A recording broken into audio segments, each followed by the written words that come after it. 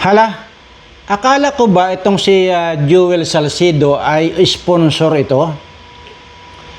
Ay bakit ganun? Nanghihingi, may napanood akong kanya na vlog niya na nanghihingi ng pakulay daw ang putang ina. O yan na nga po yung sinasabi ko. Nagkamali po ba ako ng pagkakasabi? Yan po mga sponsor na yan. Talagang kwan po yan. Mga patay gutom po yan at mga hampas lupa. Kunwari lang yan. Nagkukan lang po yan. Kumukuha lang ng simpatya. Tapos ang purpose po nila ay gagawa ng kanilang channel at ayan pagkakakitaan nila. Ay isa palang hampas lupa itong putang inang Joel Salcido na ito. Akala mo kung makaasta, akala mo napakayaman ng animal. Isa rin palang mga dildil asin itong hayop na to. Ayan po yan, Joel Salcido. At isa pong pan ito, isa pong dot-dot asin yan pagkakalumalamon ang hayop niya. Humihingi po ng pakulay sa kanyang mga viewers. Tarantado. Yan po yung sinasabi ko na walang matino dito sa mga Team Garapata. Basta Team Garapata, wala na pong matino sa kanila dahil nga may garapata na ang mga utak nitong mga animal na ito. At mayroon pa po dyan, hindi ko pa po makumpirma yung isang babae rin na ito raw po ay sponsor po noon. Ay ngayon vlogger na rin po ang animal. Wala nang kakwenta-kwenta ang kanyang content, kundi ko content niya yung content ng iba. At yun, pag ganun-ganun, tapos ang halos wala nga subscribe. Bawiin nyo na po yung subscribe ninyo sa mga animal na ito. Wala pong kakwenta-kwenta. Nag-i-sponsor yan daw noon. Tapos ngayon, vlogger na rin po. Tingnan nyo, ginagamit lang yung pag-i-sponsor nila. Pero ang totoo, wala pong mga kwarta yung mga animal na yan. Mga dil-dil asin po yan mga yan. Tingnan nyo. Tapos ang pinanigan itong anghit, itong mga sponsor daw ko no, na nagpapanggap ng mayaman, ay ito na mamalimos na ng pakulay sa kanya mga viewers itong si Joel Salcido na ito. Tingnan nyo. Napiki kayo doon. Kaya sinasabi ko nga sa inyo na huwag kayong magpapaniwala dyan sa mga di umano ay sponsor tapos kunwari magbibigay sila ng kung magkano tapos later on parang gusto nilang i-take over ang channel mo. At yun, at talaga namang kitang-kita nyo na. Di ba?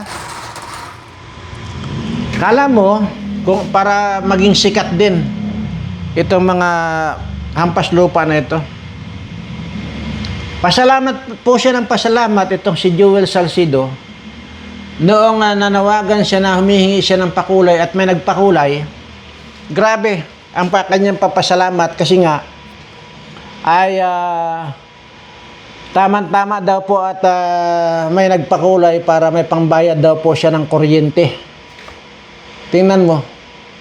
Ito ba yung pinanigan itong mga tanga na mga anghit na ito? At itong tanga na butanding na ito? Ayan. Yan na po yung resulta ng pagkayayabang nitong mga animal na ito. At tingnan mo yung si Burikat, yung si Pukingking. Ano ba? Dating nandyan sa Kalingap.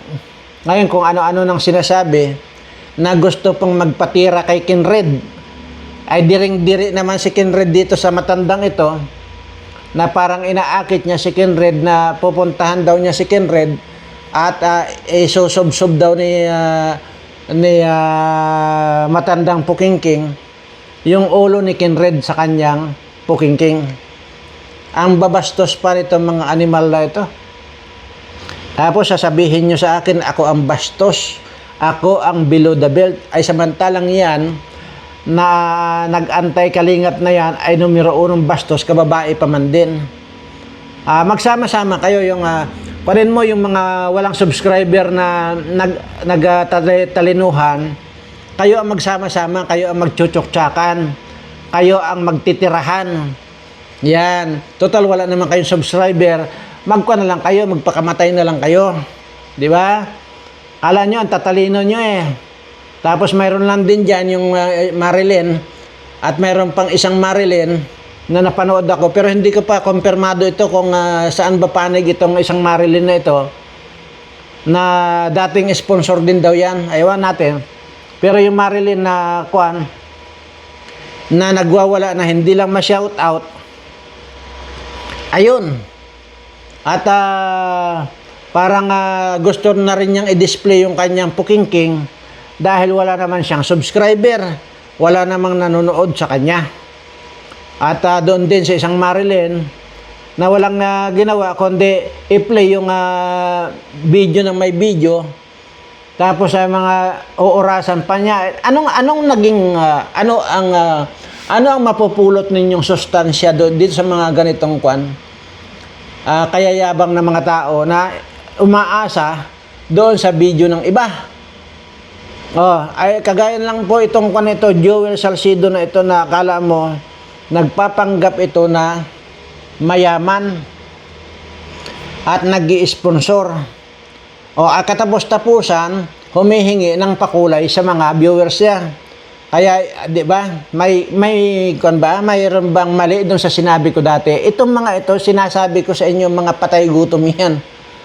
Nagkukunwaring mayaman. Yan ang totoo dyan. Kasi unang-una, hindi gagawin niya ng totoong mayaman. Yung mga ganyan-ganyan. Hindi. Not unless, sabi ko nga, kung drug addict, drug lord yan, gagawin at gagawin yan. Itong Joel Salcido na ito, wala na raw, tama-tama daw kasi naputulan ng pambayad daw sa kuryente, kasi mapuputulan na raw sila ng kuryente. Ayan. Yan po. Panoorin nyo po yung kanyan, yung video niyan. Mayroon po ako, pero hindi ko po, dumaan lang po eh. Hindi ko na tinapos yun dahil nga hanggang doon lang ako sa kwan. Hindi naman ako interesadong makinig sa mga mukhang bayag na yan. Tingnan nyo. Yan, lalo na yan, kwan na yan, itong Dr. Wakwak na ito. Tingnan nyo ang ulo niyan. Parang bayag. Tingnan nyo itong Joel Salcido nito, mukhang bayag din. Itong si Redsin, mukhang bayag din. Itong si Kapiso, putang ina naman ang ngipin niyan. Nakakangilo. Tingnan yung ngipin niyan dahil nga sobra namang kalalaki yung mga kwan yan. Hindi ko alam kung ang ngipin ng kwan yan. Ang tawag doon sa kapre. Ayan. Ganito po mga kababoy po ito, mga kwan na ito. Sa totoo lang. Papanggap na mayaman, yung pala ginawa yung sponsor na yan, tapos gagawa pala ng channel ang mga gagon to. Marami po yan na mga kunwari na mga sponsor, tapos yun, pagka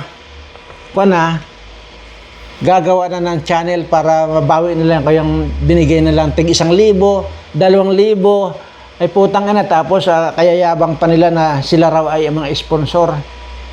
Mayroon dyan yung Marilyn na ko. Tingnan natin, hindi ko alam kung hanggang ngayon kalingap pa ba yung isang Marilyn na yan. At pinanood ko yung channel niya. Walang hiya yung numero. Doon na lang siya nakatutok sa buong video niya, doon na lang sa numero ni Kuya Bal nakakwan. Wala na. So, anong mapupulot mong kwan doon?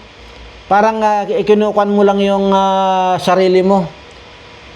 Marami dyan sa itong mga palibasa nga kasi, gustong kumita rin mga bubo na ito. Mga bubo po kasi itong mga ganito.